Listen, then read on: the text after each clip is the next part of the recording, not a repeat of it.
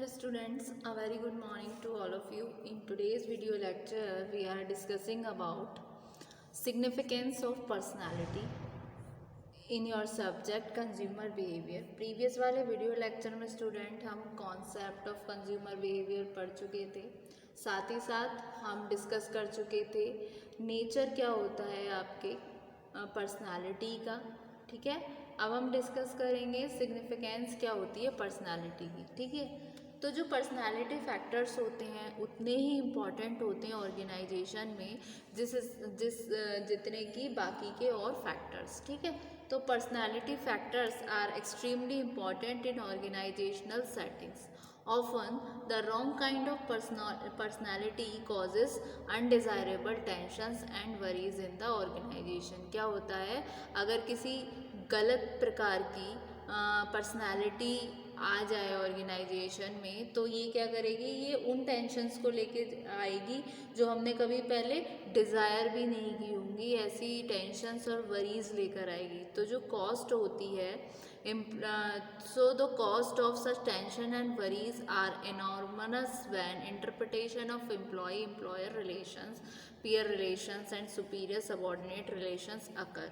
इस तरीके की टेंशन्स कब आती है, जब एम्प्लॉयर एम्प्लॉय के बीच में कोई दिक्कत हो रही हो या उनकी पर्सनैलिटी आपस में डिफ़र कर रही है, पॉइंट ऑफ व्यू पे दोनों मैच नहीं कर रहे हैं, दोनों के थॉट्स। तो इस तरीके से ये भी कुछ रीजंस हो सकते हैं ऑर्गेनाइजेशन में इन अननेसेसरी अनडिज़ायरेबल टेंशन्स के और वरीज के।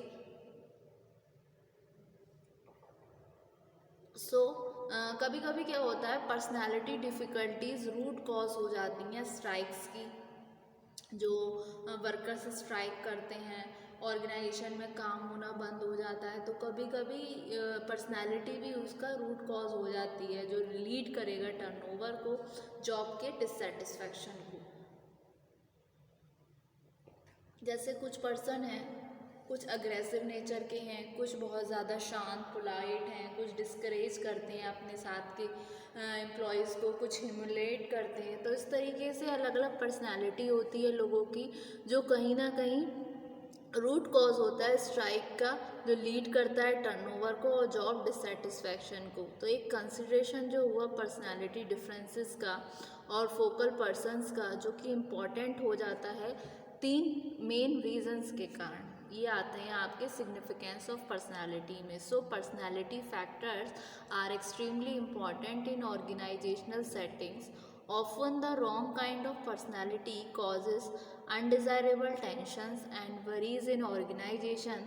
The cost of such tension and worries are enormous when interpretation of employee-employer relations, peer relation and superior subordinate relations occur. Sometimes personality difficulties are the root cause of strikes and often lead to turnover and job dissatisfaction. ठीक है, तो a consideration of personality differences of focal person is important for at least 3 reasons. तो सबसे पहला reason क्या है आपका, differential features. Differential features, ठीक है, कुछ पीपल अराउज करते हैं हॉस्टिलिटी को, अग्रेशन को अपने एसोसिएट के साथ, जबकि कुछ जानबूझकर इन्वोक करते हैं सिंपैथी को, सपोर्टिव रिस्पॉन्सेस को अपने पर्सनालिटी फीचर्स के कारण. तो इसी तरीके से कुछ पीपल इनकरेज करते हैं दूसरों को और कुछ डिस्करेज करते हैं free and open communication in view of their personality trait at perceived by their subordinate and associate. तो different टाइप के फीचर्स भी एक सिग्निफिकेंस है पर्सनालिटी का. ठीक है, क्योंकि हर पर्सन एक जैसा नहीं होता और पर्सनालिटी कोई भी एक सिंगल ट्रेट नहीं है, ये एक तरीके से कॉम्बिनेशन है अलग अलग ट्रेड्स का एम्प्लॉयज़ के. ठीक है, तो पर्सनालिटी एक इंडिविजुअल कैरेक्टरिस्टिक्स नहीं है, रिस्पॉन्स नहीं है, ये एक डायनामिक ऑर्गेनाइजेशन में इंडिविजुअल का साइकोलॉजिकल सिस्टम है जो डिटरमाइन करते हैं उसके यूनिक एडजस्टमेंट को, जो उसका टू हिज इन्वायरमेंट. ठीक है, सो some people encourages while other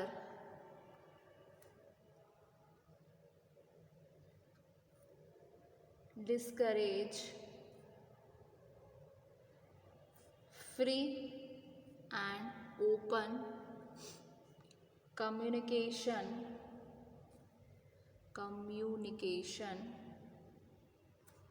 in view of their personality traits as perceived by their subordinates and associates। ठीक है, फिर नेक्स्ट आता है differential emotional reactions. Differential emotional reactions personality characteristics trend करती है कि ये प्रोड्यूस करेगी differential emotional reactions to stress. कुछ पीपल टॉलरेट करते हैं स्ट्रेसफुल सिचुएशन को और कुछ ओवरवेल्म हो जाते हैं, यानी कि अभिभूत हो जाते हैं टेंशन से एंजाइटीज से अंडर सिमिलर सर्कमस्टेंसेस। लेकिन जैसे कि कुछ लोग अंडर प्रेशर में काम बहुत अच्छा करते हैं, कुछ लोगों को प्रेशर बिल्कुल भी बर्दाश्त नहीं होता है, बिल्कुल भी पसंद नहीं होता है, वो क्विट कर देते हैं। तो इस तरीके से differential emotional reactions personality characteristic tends to produce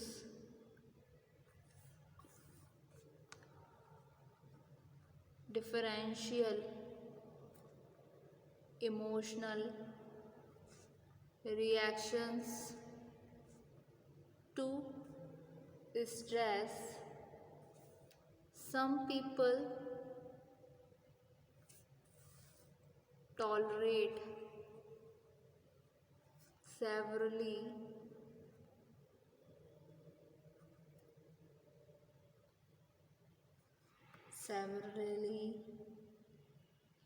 stressful